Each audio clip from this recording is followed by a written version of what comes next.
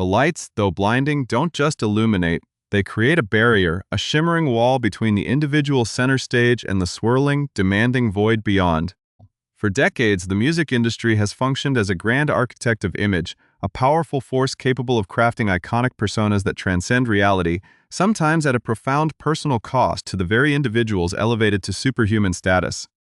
The phenomenon of sudden, massive fame, particularly when thrust upon a young and impressionable artist, often becomes a fascinating yet unsettling case study in the immense pressure that defines the world of popular culture, where talent is frequently only the initial entry fee and the subsequent demands are unforgiving and often deeply personal.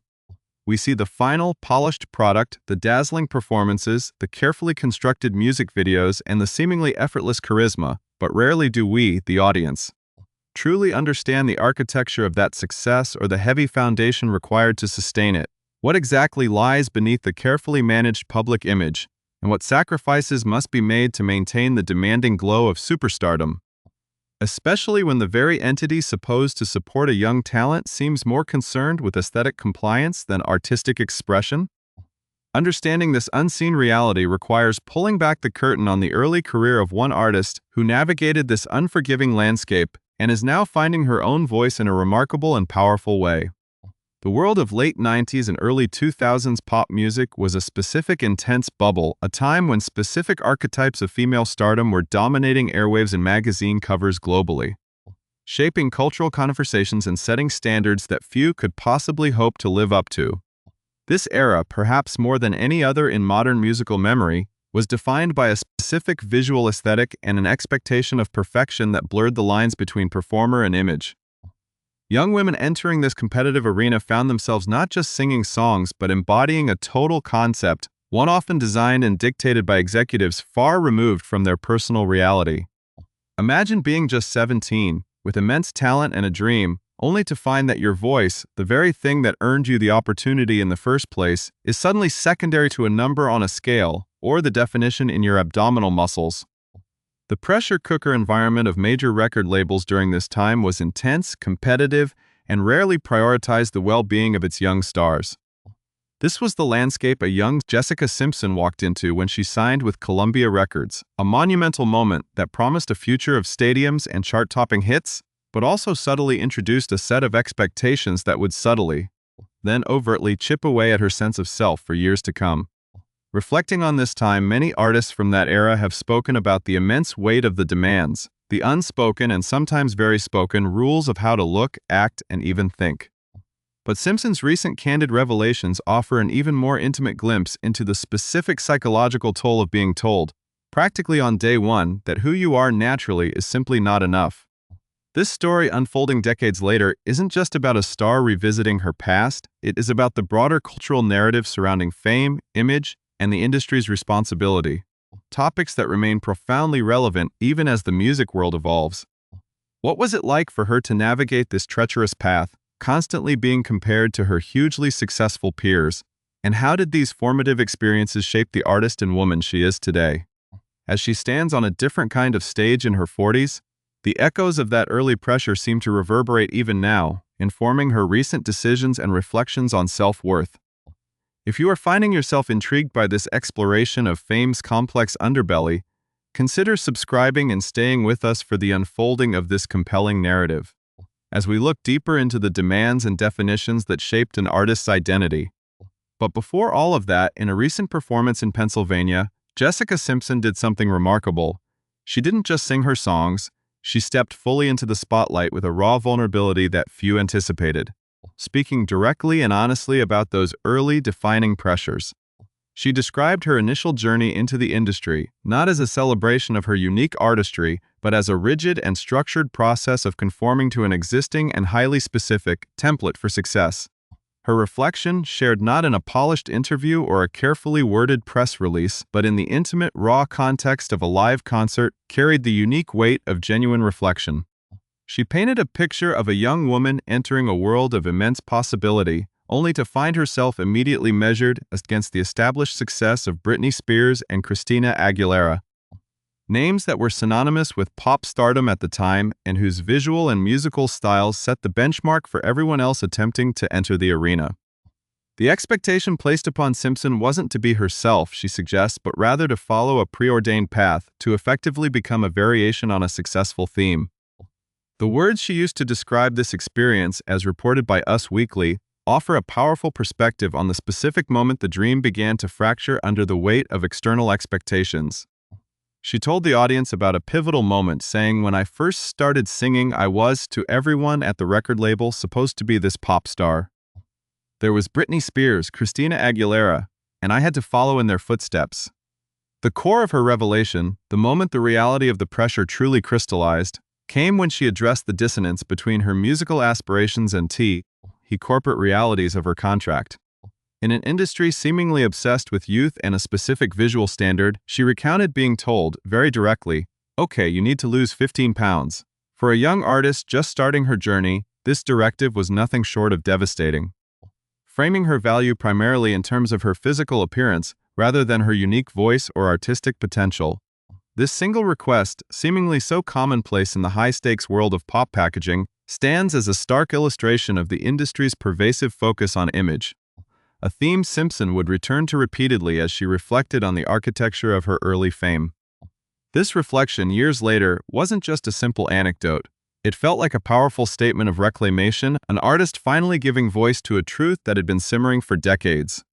How did a teen handle such crushing demands, and how did she ultimately find the strength to redefine success on her own terms?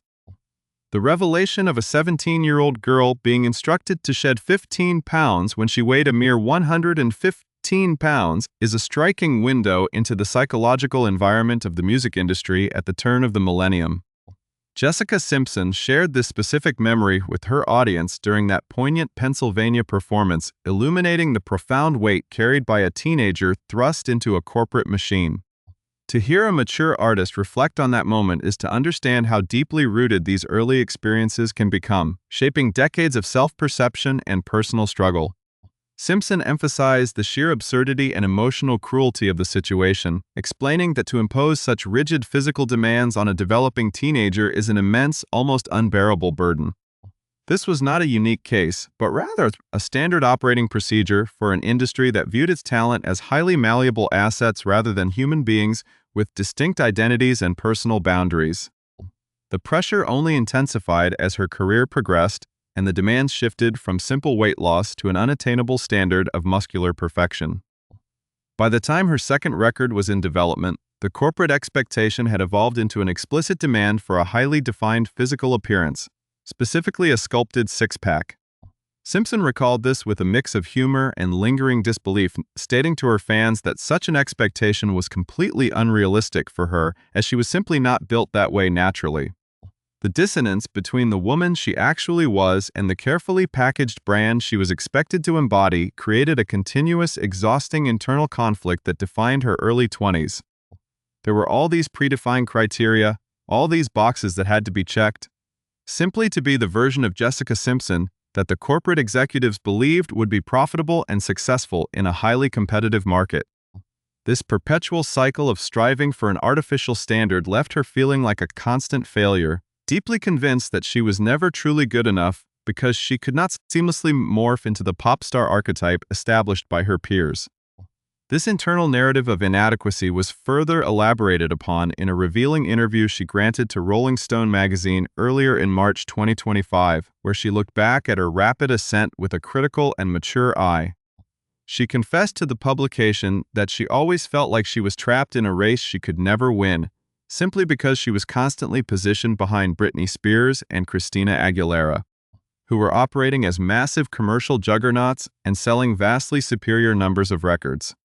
The comparison was baked into the very strategy of her label, forcing her to compete in a discipline that felt entirely foreign to her natural instincts as a performer. She described a profound reluctance to engage in the typical choreography of the era, explaining that she did not want to dance across the stage or wear a head microphone like a traditional pop star. Yet, despite her personal reservations and the growing discomfort with the direction of her career, she continuously agreed to the demands because she worked for Sony and was desperately afraid of letting people down. This fear of disappointing others, of failing to meet the immense financial and creative expectations of a major global corporation created a pattern of self-sacrifice that ultimately alienated her from her own artistic identity. She felt like she was constantly letting everyone down, including herself, primarily because she was performing music that lacked personal meaning and singing words she had not written. The turning point in her artistic journey only arrived when she began to take creative control, insisting on writing her own material, which eventually led to her first major chart-topping success with the 2004 single With You. This milestone proved that her authentic voice, rather than a manufactured image, was what truly resonated with the public, yet the scars of those early years remained. The tension within the story shifts dramatically from the corporate boardrooms of the past to the contemporary reality of her life, where a new chapter of personal and creative reinvention is currently unfolding. At 45 years old, Simpson is currently navigating a profound transition, touring her latest musical projects which are deeply informed by her recent emotional experiences, most notably her highly publicized divorce from Eric Johnson. The couple, who were married in July 2014, shared over a decade of history and 3 children together, daughters Maxwell and Birdie and son Ace. The announcement of their separation in January 2025 came after months of intense media speculation and signaled a major shift in Simpson's life, forcing her to confront a painful personal reality while simultaneously reclaiming her public identity. In her official statement regarding the split, she acknowledged the deep pain of the situation, noting that they had been living separately while trying to navigate a complex and difficult emotional landscape. Rumors of trouble in the marriage had actually begun to circulate heavily in November 2024, a timeline that directly coincides with her return to the studio and her public teasing of new music. She began writing on the internet about her experiences, sharing images from her Nashville music room and describing the space as the place where she finally unearthed her singular magic. Her return to music was explicitly framed not just as a commercial comeback, but as an intensely personal reclamation project. An apology to herself for enduring circumstances and treatment throughout her life and career that she simply did not deserve. This creative renaissance is the backdrop for her current live performances, where the vulnerability of her new music seamlessly blends with the raw honesty of her historical reflections. The stage has transformed from a place of corporate obligation into a sanctuary of self-expression, a space where she can finally speak the truths that were silenced during her teenage years. The tension in her narrative is palpable as she connects the dots between the young girl told to lose weight and the mature woman standing on stage, refusing to apologize for her existence or her body any longer. The journey through the music industry's demanding landscape is laid bare, showing the audience that the gloss of celebrity often hides a fierce battle for autonomy and self-preservation. As she performs her new material, the audience is witness to an artist who has survived the intense scrutiny of a judgmental era and has emerged with a determination to tell her story on her own terms. Without the filters imposed by executives or the distorting lens of early 2000s media culture. The transformation of Jessica Simpson from a vulnerable, heavily managed teenager into a fiercely independent 45-year-old artist offers a profound commentary on the true cost of fame and the enduring power of personal resilience. Standing on that stage in Pennsylvania, she did more than just recount the painful memories of her youth. She formally closed a chapter on an era that had defined her by everything she was not. For years, the public perceived her through a lens crafted entirely by industry executives and media narratives, a glossy caricature designed to compete in a marketplace obsessed with a very narrow definition of perfection. Today, however, the narrative belongs entirely to her, and the message she delivers is one of hard-won victory over the institutional pressures that very nearly crushed her spirit. She explicitly shared with her audience the profound joy of being back on a stage in her 40s, noting with striking honesty that she felt as though she had missed the entirety of her 30s, a decade heavily consumed by domestic expectations, commercial ventures, and the lingering emotional weight of her early career. This return to performing represents a literal and figurative reclamation of her life, a moment where she can look at the crowd and confidently state that she finally feels like herself again. The comfort she experiences on stage now, which she beautifully described as being almost greater than the comfort of her own living room, stands as a stunning contrast to the terror and inadequacy she felt in that same environment 2 decades ago. This newfound comfort is not accidental. It is the direct result of her conscious decision to stop trying to fit into a mold that was never designed for her unique spirit or physiology.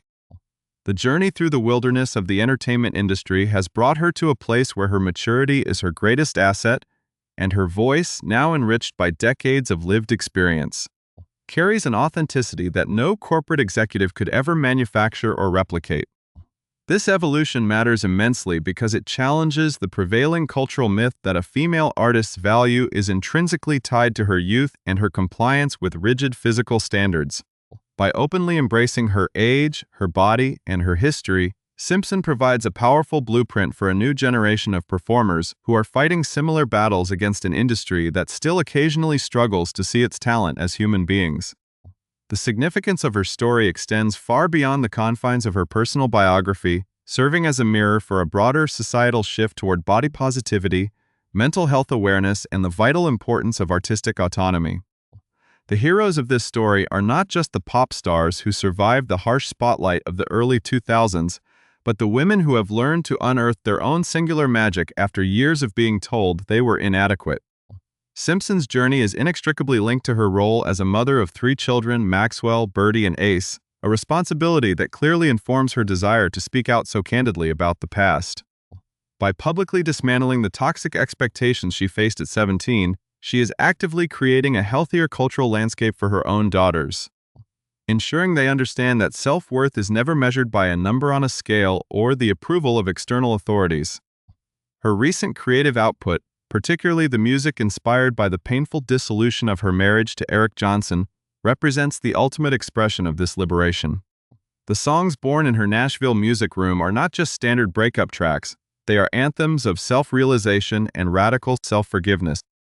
When she characterized her musical comeback as an explicit apology to herself for putting up with things she did not deserve, she was addressing not only the personal relationships that failed her, but the industry practices that exploited her vulnerability for commercial gain.